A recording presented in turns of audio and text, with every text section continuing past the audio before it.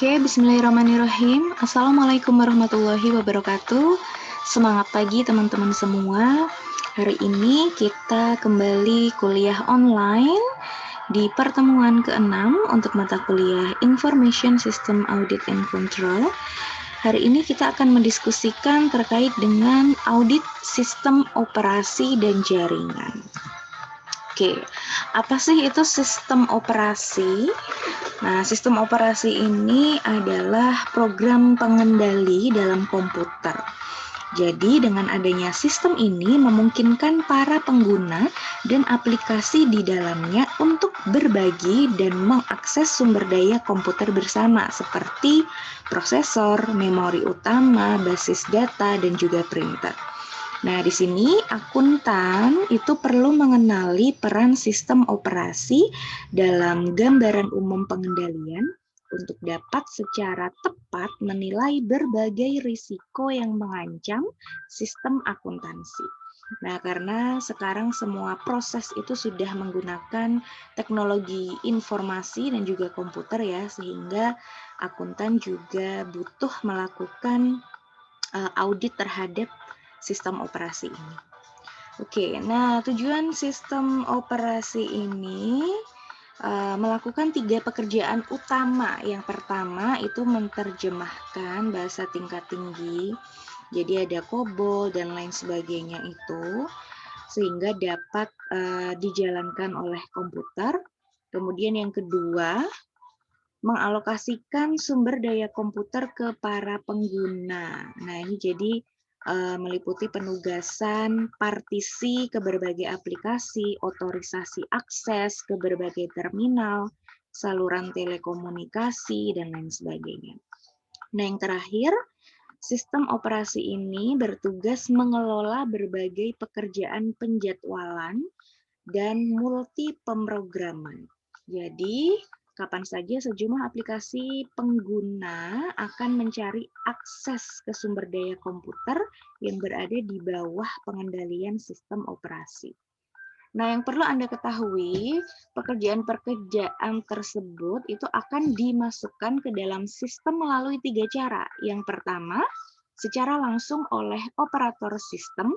Yang kedua, itu dari berbagai antrean batch. Kemudian yang ketiga, melalui saluran telekomunikasi dari tempat kerja jarak jauh. Nah, yang ketiga ini sekarang yang modern ya, karena perusahaan-perusahaan banyak yang melakukan work from home. Jadi pengendalian jarak jauh nih pemasukan. Oke, next. Nah, tujuan pengendalian fundamental sistem operasi itu apa saja? Jadi, untuk melakukan pekerjaan ini secara konsisten dan andal, maka sistem operasi harus mencapai 5 tujuan pengendalian fundamental. Apa saja? Yang pertama, yaitu melindungi dirinya dari para pengguna. Jadi, aplikasi pengguna tidak boleh memperoleh kendali atau merusak dalam cara apapun, sehingga sistem operasi dapat berhenti bekerja atau bahkan menyebabkan kehancuran data, sehingga ini perlu dilindungi. Yang kedua, sistem operasi harus melindungi para penggunanya dari satu sama lain. Jadi tidak boleh ada salah satu pengguna yang dapat mengakses, merusak, atau menghilangkan data dan program pengguna lainnya. Next, yang ketiga, itu sistem operasi harus melindungi para pengguna dari diri mereka sendiri. Nah, jadi sebuah aplikasi pengguna itu dapat saja berisi beberapa modul yang disimpan dalam lokasi memori terpisah, yang masing-masing memiliki data di dalamnya. Nah, salah satu modul jangan sampai dapat menghancurkan atau merusak modul lainnya. Nah, ini seperti penggunaan ERP ya, itu kan terdiri dari modul-modul. Ada modul keuangan, modul SDM, dan lain sebagainya. Oke, next yang keempat, sistem operasi harus dilindungi dari dirinya sendiri. Artinya apa? Sistem operasi itu terdiri dari beberapa modul-modul yang terpisah. Nah, jangan ada modul yang diizinkan untuk menghancurkan atau merusak modul lainnya. Jadi ini hampir sama dengan poin yang ketiga ya. Yang terakhir, sistem operasi harus dilindungi dari lingkungan sekitarnya. Nah, artinya jika terjadi misalnya mati listrik atau berbagai bencana lain, maka sistem operasi itu seharusnya dapat melakukan penghentian operasi secara terkendali, berbagai aktivitas yang nantinya akan dipulihkan kembali. Nah, ini di bab kemarin ya terkait dengan recovery. Oke, next. Nah, di sini kemudian kita masuk ke keamanan sistem operasi. Apa sih itu? Nah, melibatkan kebijakan, prosedur, kontrol yang menentukan siapa yang dapat mengakses sistem operasi. Jadi tidak semua karyawan itu mempunyai hak otorisasi untuk mengakses sistem di dalam perusahaan. Nah, ancamannya apa nih? Ini biasanya ada 3. Personil istimewa yang menyalahgunakan kewenangannya, biasanya ini para atasan-atasan. Kemudian individu bisa internal maupun eksternal yang memang dia berniat gitu ya untuk mencari celah-celah adanya kelemahan untuk keamanannya. Kemudian yang terakhir ada human error atau biasanya individu yang bukan human error ya, sengaja memasukkan virus komputer atau bentuk lain dari program yang merusak. Jadi ini memang sudah berniat untuk merusak sistem tersebut. Oke, nah apa saja komponen keamanan sistem operasi? Yang pertama itu ada prosedur lock-on. Jadi prosedur lock-on ini adalah pertahanan garis depannya sistem operasi dari akses yang tidak sah. Jadi ketika pengguna memulai proses tersebut, nanti akan disajikan sebuah kotak dialog yang meminta ID dan kata sandinya. Nah, biasanya kalau Anda ingin mengakses sebuah aplikasi, itu pasti akan dimintai username, ID gitu ya. Nah, ini adalah prosedur logon. Kemudian yang selanjutnya ada akses token. Nah, jika logon berhasil, maka sistem operasi akan membuat akses token yang berisi informasi utama mengenai pengguna, ID, kata sandi gitu ya, dan hak-hak yang diberikan pada pengguna tersebut. Apakah dia bisa merubah atau hanya bisa membaca sistemnya itu. Kemudian next ada daftar pengendalian akses. Nah, jadi di sini akses ke berbagai sumber daya sistem seperti ada direktori, file, program, printer itu dikendalikan oleh daftar pengendalian akses yang dibuat untuk setiap sumber daya. Jadi tidak semua pengguna bisa mengendalikan atau memakai sumber daya tersebut. Next, nah ini yang terakhir ada pengendalian akses mandiri. Nah, di contohnya di dalam sebuah perusahaan biasanya administrator sistem pusat itu menetapkan siapa saja sih yang diberikan akses ke sumber daya tertentu dan memelihara daftar pengendalian aksesnya gitu ya. Misalnya nih di sini para pemilik sumber daya dapat memberikan pengendalian akses mandiri ke beberapa pengguna. Contohnya supervisor memiliki file buku besar, kemudian dia hanya memberikan hak baca saja atau read only kepada manajer bagian penganggaran. Nah, akan tetapi manajer bagian utang itu diberikan izin untuk bisa membaca dan juga menulis ke sistem tersebut, misalnya buku besar gitu ya. Nah, jika manajer penganggaran ini mencoba untuk menambah, menghapus, mengubah data-data yang ada di buku besar, maka aksesnya atau usahanya itu akan ditolak karena dia hanya memiliki hak baca atau read only saja, dia tidak bisa merubah. Oke, nah pengendalian keseluruhan sistem. Ini ada apa saja? Ada pengendalian hak akses, salah satunya ya.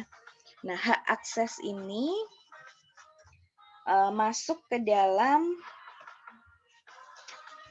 biasanya nanti akan ada kata sandi ya, password. Password ini adalah kode rahasia yang dimasukkan oleh pengguna untuk mendapatkan akses ke sistem, ke aplikasi, file data, atau server jaringan. Nah, tujuan dari audit ini adalah memverifikasi hak akses yang diberikan. Prosedurnya apa saja, di situ bisa Anda baca. Nah, di sini yang yang harus kita perhatikan itu adalah perilaku-perilaku yang bertentangan dengan keamanan untuk password ini. Biasanya ada beberapa hal, seperti pengguna tidak sering mengubah kata sandi. Jadi kata sandinya itu-itu saja gitu ya. Nah, harusnya kan itu dirubah paling tidak 90 hari. Kemudian biasanya, nah ini yang paling banyak dilakukan itu adalah sindrom post-it, yaitu di mana pengguna itu menulis kata sandinya di kertas kecil, kemudian dipajang di bawah di bawah meja atau biasanya di laptopnya itu atau di bawah PC-nya itu ditempelin kertas isinya kata sandi. Jadi semua orang bisa melihat. Nah, ini adalah hal yang sering sekali dilakukan oleh sebagian karyawan atau pengguna. Atau kata sandi yang terlalu sederhana sehingga mudah ditebak dan ini akan mengakibatkan para pelaku kejahatan komputer itu seringkali bisa membobol kata sandi yang terlalu mudah. Nah, kebijakannya apa yang bisa dilakukan di sini adalah penyebaran yang tepat untuk yang pertama ya. Jadi menyebarluaskan kepada karyawan itu untuk meningkatkan kesadaran dalam perusahaan. Ini jadi melakukan semacam pelatihan atau orientasi karyawan untuk meningkatkan kesadaran keamanan. Kemudian ada panjang kata sandi gitu ya, biasanya sampai dengan 8 karakter. Kemudian kekuatan yang sesuai, kombinasi antara huruf, angka, besar, kecil itu ya. Kemudian ada tingkat akses atau kompleksitas yang sesuai. Ada perubahan tepat waktu.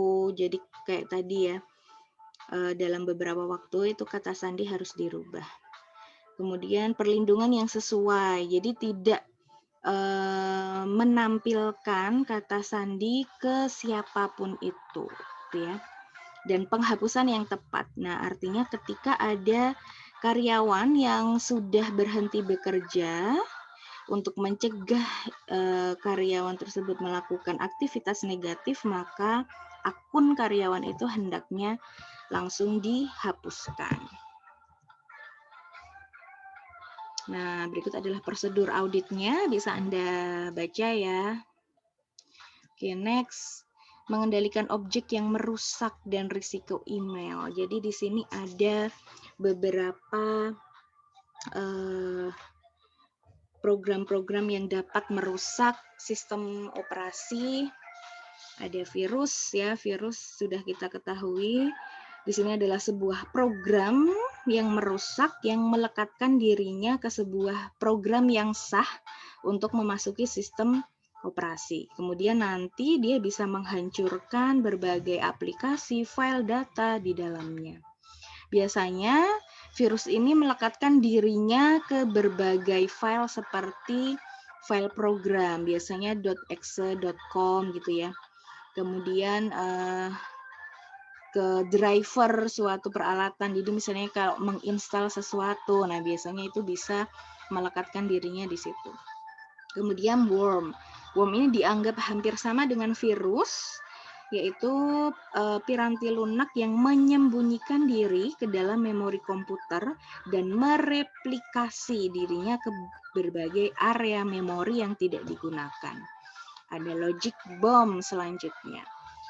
Logic bomb ini juga program perusak seperti virus yang dipicu oleh beberapa peristiwa yang telah ditentukan sebelumnya. Biasanya berkaitan dengan hari gitu ya. Jadi bisa saja nih misalnya seorang programmer itu dia dipecat, kemudian dia bisa melakukan logic bomb ini dengan melekatkan ke sistem yang aktif gitu ya, dan nanti setelah 6 bulan misalnya disetting, setelah kepergiannya maka akan merusak sistem yang ada di perusahaan tersebut. Biasanya ini ketika programmer dipecat dan dia kecewa dengan perusahaan gitu ya, bisa saja dia melakukan sabotase dengan cara logic bomb. Backdoor. Backdoor biasanya memungkinkan akses secara tidak sah ke sistem tanpa melalui prosedur logon yang normal. Jadi ini bisa juga dilakukan oleh programmer yang ingin memiliki akses tidak terbatas ke program sehingga dia mengembangkan yang namanya backdoor ini. Kemudian ada Trojan. Trojan ini menangkap ID dan kata sandi dari pengguna yang tidak menaruh curiga sehingga dia biasanya itu didesain menyerupai prosedur logon yang normal, gitu ya. Kemudian ada spoofing. Spoofing ini yaitu penipuan yang membuat sebuah pesan tampak berasal dari perusahaan yang memiliki otorisasi, padahal sesungguhnya tidak. Nah, jadi ini seperti menyamar gitu ya. Kemudian spamming. Nah, spamming ini yang biasanya kita temui di email, spam itu ya. Oke, next. Mengendalikan jejak audit elektronik. Nah, di sini terkait dengan audit trail. Audit trail itu tujuannya untuk apa sih? Nah, ada 3 itu ya. Bisa Anda pelajari. Dan jejak audit ini itu biasanya terdiri dari 2 jenis data audit. Yang pertama adalah keystroke monitoring atau pengawasan ketikan. Jadi di sini melibatkan pencatatan ketikan dari pengguna. Jadi daftar ini bisa digunakan sebagai bukti setelah kejadian untuk merekonstruksi perincian suatu peristiwa atau sebagai pengendali real time untuk memonitor atau bisa juga untuk mencegah pelanggaran yang tidak sah. Ini sama seperti dengan penyadapan telepon itu ya, keystroke monitoring ini. Keystroke monitoring ini. Tetapi versi komputernya gitu ya. Jadi istilahnya disadap supaya bisa dilakukan perincian suatu peristiwanya. Nah, yang kedua itu ada event monitoring. Yaitu di sini meringkas berbagai aktivitas utama yang berkaitan dengan pengguna, aplikasi, dan sumber daya sistem.